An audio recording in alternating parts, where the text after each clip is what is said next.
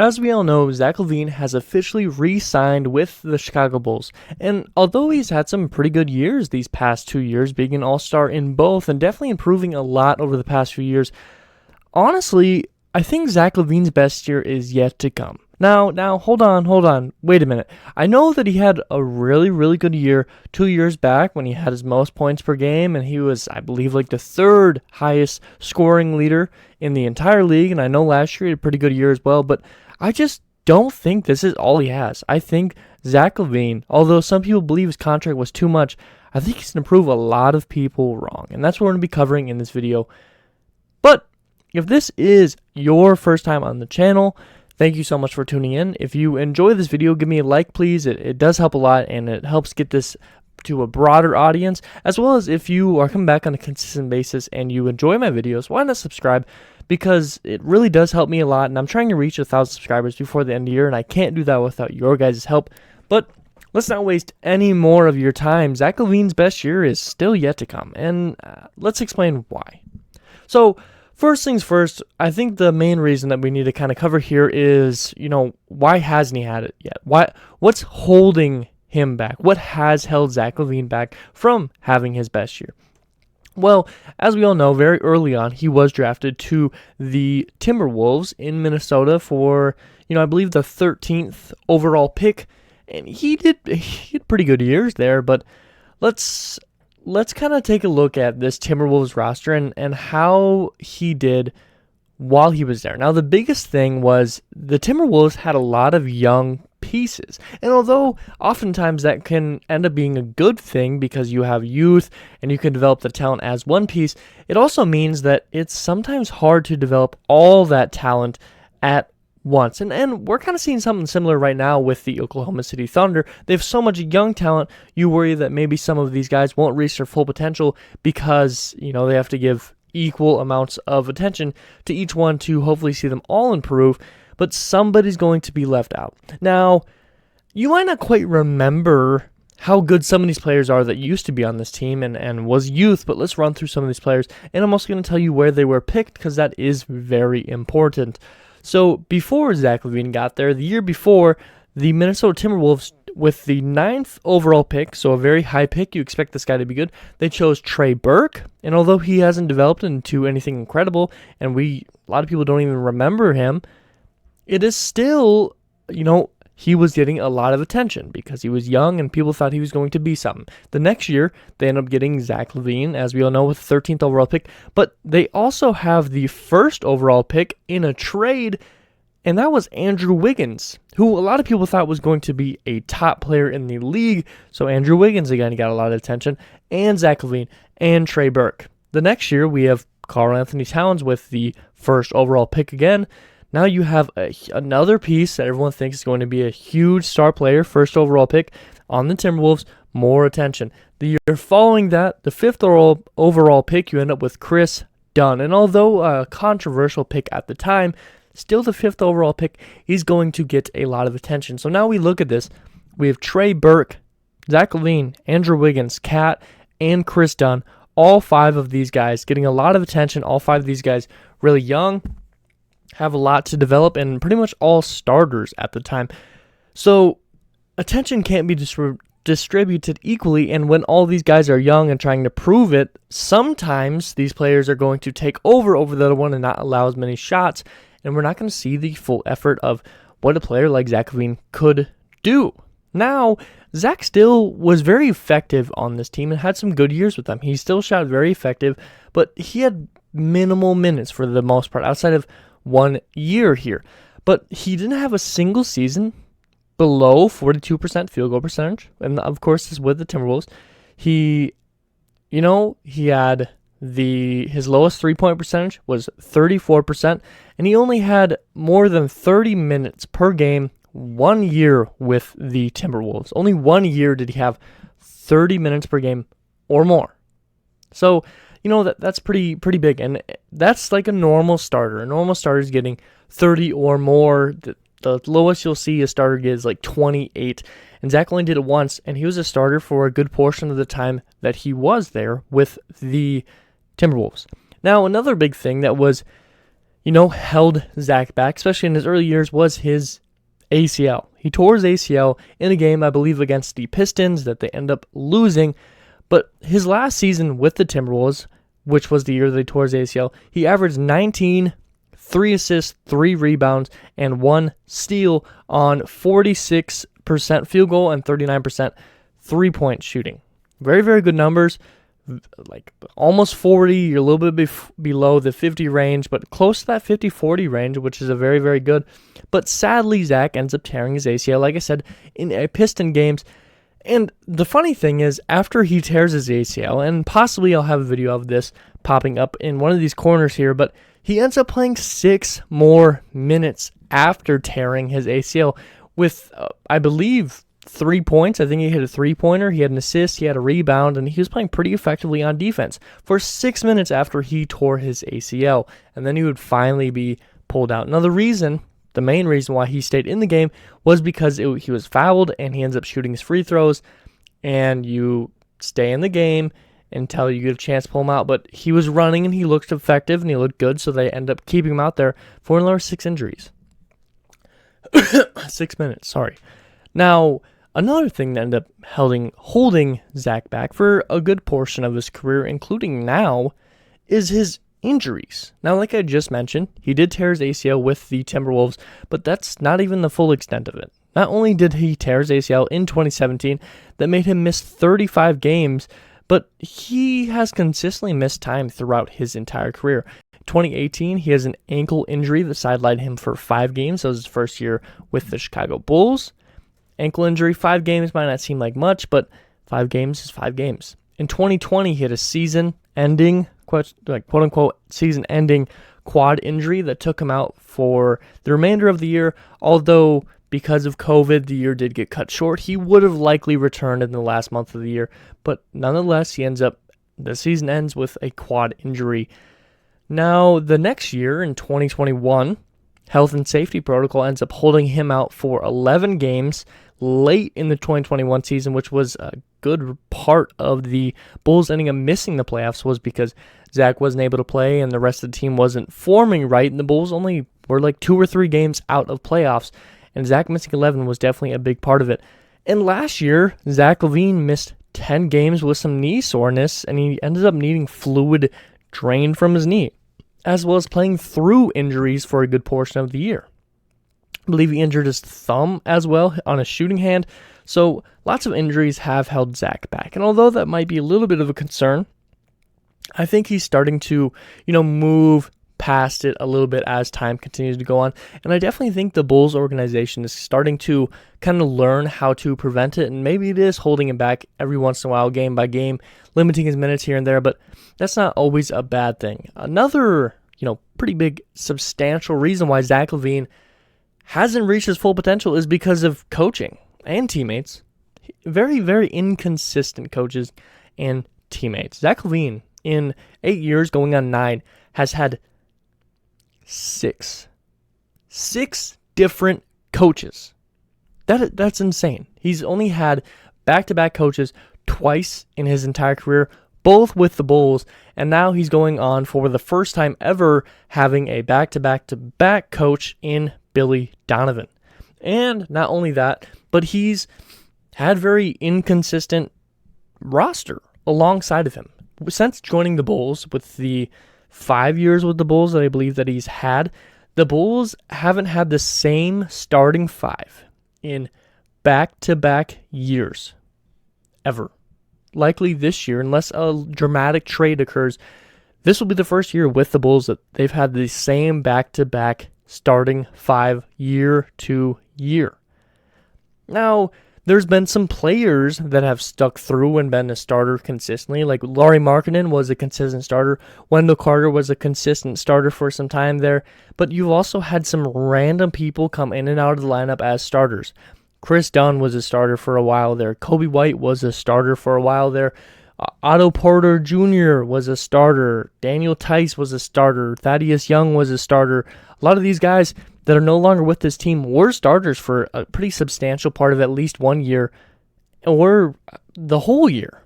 And Zach Lavine just hasn't had consistent starters, and that comes with injuries. That comes with, players just not developing, and they try something new. But it also does impact Zach a lot. Also, Zach has been on the team where, even with the Timberwolves, where it's just been a lot of, rotational pieces. With the Bulls, especially as of late, lots of trades going on because they're trying to reach a contender spot. So lots of switching in, switching out. With the Timberwolves, you have all these young guys coming in. You have brand new faces coming in all the time. You're developing pieces, and you end up moving pieces around as well with that Timberwolves organization. So Zach, no matter where he's been, has just had inconsistent rosters. Not like inconsistent player-wise. Players have been pretty solid from time to time, but just not the same 15, not the same 10 group of guys every single year. Now, the first year in Chicago was, pretty tough. Not only did the team struggle with lots of injuries, as I mentioned before, but they were in the middle of a rebuild. They just traded away Jimmy Butler. They just moved on from D. Wade and Rajon Rondo. Taj Gibson just left. Rolo maybe was there for 1 year with him, but they were just starting a rebuild, with Zach Lavine being the pivotal piece around that, as well as Lauri Markkanen and Chris Dunn. But people that should never be starting in this league were starting for multiple games for pretty big stretches. Now, I should have a pretty iconic photo, at least for Bulls fans, popping up in the corner right here, of pretty poor starting lineup. Now, this was when Zach Lavine was injured, of course, but you gotta realize Zach at times did play in starting lineups that were nearly as bad as this, just him being the starter. So this iconic photo, as long as I pull up the right one, is of Cameron Payne, who is now a pretty far down depth piece for the Suns, Justin Holiday, who just now went to the Atlanta Hawks and probably won't get a bunch of minutes, Denzel Valentine, who I don't think is in the NBA anymore, Paul Zipser, who I don't think is in the NBA anymore, and the GOAT, as many people like to call him, in Bulls organization, Cristiano Felicio, who I know is not in the NBA right now. So you have three guys that aren't in the NBA, I believe, two that are playing really, really minimal minutes. And this was only 5 years ago, 4 or 5 years ago. And that just really shows you how bad some of the lineups have been that Zach Lavine has been a part of.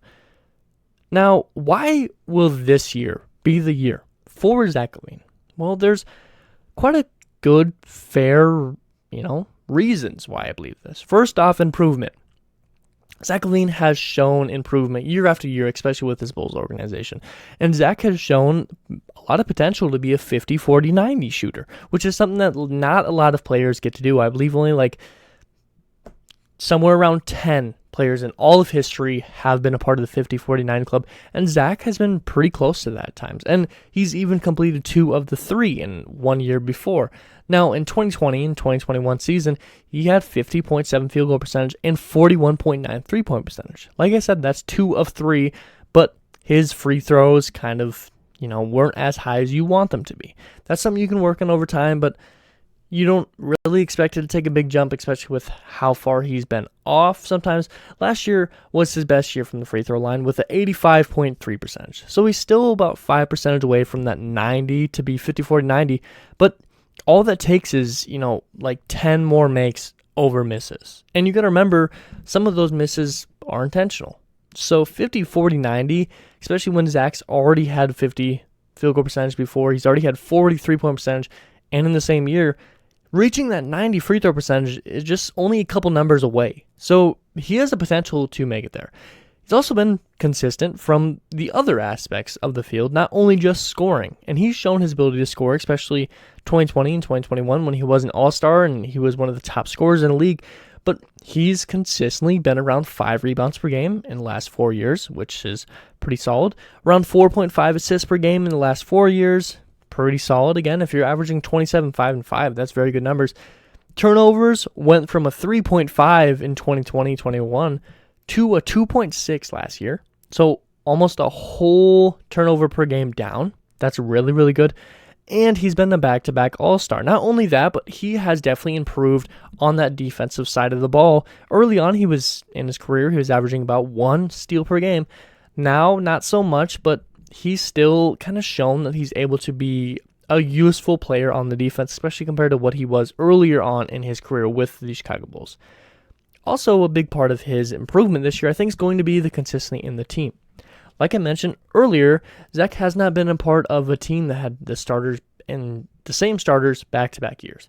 Not only does it look like this team's starting five is going to stick together, but DeMar has been working with Patrick Williams to improve his game for most of the offseason. So Patrick Williams hopefully improves, which is going to take some pressure off Zach Lavine having to score every time. DeMar obviously came in swinging with the Chicago Bulls organization. Lonzo Ball has been recovering from his injury, and Lonzo was a huge part of that, passing attack that allowed for Zach Lavine to have open shots, especially in that fast break. There's a really, really nice highlights all year round, but especially the one when Alex Caruso steals it past the Vooch. Zoe, I'm sure I'll play the clip at some point during this whole video, but Lonzo's a big part of that fast break, and Zach Lavine's normally the guy that's dunking the ball on the other side of that fast break. So Zoe recovering nicely is a good thing, and Vooch has been getting a better understanding of what his role is with the Chicago Bulls organization. He learns that he needs to be ready to shoot, but also ready to post up. He struggled a little bit last year, but in the playoffs, he was one of the most consistent players on this team, and hopefully you see that continue into the next year, and he stays consistent for this team. Zach will also have a good coach that's being, pretty soft, but a very good coach in back-to-back years, which is something that he's never had. He's only had back-to-back years with a coach once before this, and he definitely was not a top-level coach like Billy Donovan is. And he has more time working with these new teammates. Maybe not so much, but more time to work with DeMar, more time to work with Ayo, Zoe, Vooch, learn their trends, because that's a huge thing. I don't know if you guys played in high school or whatever level of basketball you played, or if you didn't. But when you play with somebody for such a long time, you learn their techniques. You learn how they're going to act when someone jumps a screen, or when they roll. Are they going to pop, or are they going to roll down? You're going to learn their techniques. And by learning your teammates' techniques, you're going to learn how to use those to your advantage. So if Lonzo Ball and Vucevic are screening, and Vooch always rolls hard down to the opposite side, so if he's screened up here on the right, he rolls hard down to the left, and Zoe's going to cut straight down. If Zach is on the other side, he can know that Vooch is going to cut straight down, and if Zoe fake passes to Vooch, Zach's guy potentially could get pulled down to try and help, predicting the pass, and then Zach's going to be open for a three, and he will be able to be ready for that shot because he's played with them over and over and over again. So being with a team for more time and learning how they play is only going to develop Zach's game even further, because he'll know what he needs to do. He knows if there's a potential for a fast break and Zoe has the ball in his hands, that he can run full speed, and Zoe will find a way to get that ball into his hands. So only good things will come from playing with the same team for longer. Also, the final point is Zach Lavine's finally going to be getting the keys back to this organization. And finally, I know it was only about 1 year that he didn't really have it, but DeMar came in with an explosion last year. New roster, nobody really knew how to mesh well. DeMar was the vet. He knows how to score no matter what system he's in, so that's what he did. He took over when everyone else was trying to figure some things out. Players were moving in and out of the lineup with injuries. Ayo, Zoe, Caruso, Zach at times, all of these guys, including during this COVID stretch there. And DeMar was being very consistent on this team.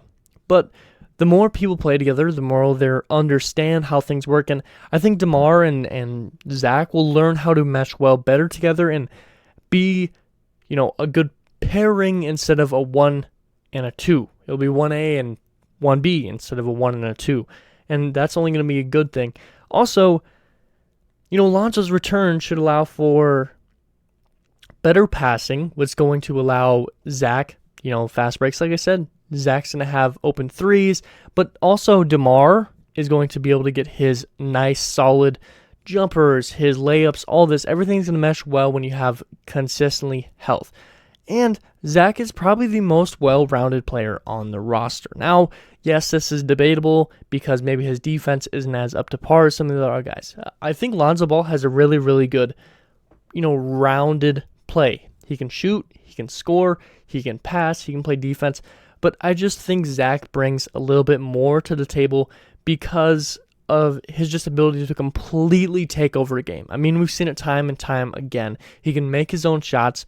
He can catch and shoot. He can pass with 5 assists average per game in over the past 4 years. He can get rebounds with 5 rebounds per game. He can get steals decently solid. He plays pretty decent defense. He can just definitely be, I believe, the most well-rounded player on this team. And especially with Lonzo returning, he's not going to come back full health right away. But that's the video.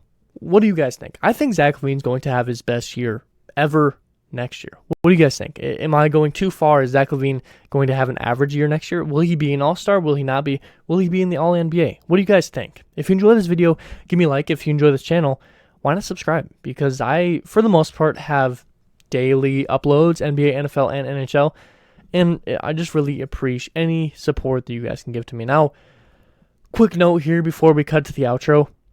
I always have to, say that it's pretty consistent daily content because for the most part it is. But we've had a little bit of a tough stretch here. I went on vacation, I come back, and it was a little bit of slow news time. We're going to get back into the groove of things, but we were in the groove of things. I had a couple times back to back where I would do 4 in a row, take a day off, 4 in a row, take a day off, and that was working really well for me. But just a quick note, I had something occur the past couple days here where I just couldn't think. I don't know if I got concussed or what occurred, but I just had trouble thinking. That's why I didn't want to push a video out because I didn't want to make it, lower quality. So I just want to put that out there. But if you guys enjoy this video, like I said, give me a like. If you enjoy the channel, why not subscribe? It means a lot to me. But as always, I hope it taught something today. Hope it made you smile. Hope it made you laugh. That's something that's really important to me. Affect someone else's day in a great way because every single day can be a great day if we all just put in the effort. And as always, you guys all be safe out there. But something deep inside won't let me quit. I swear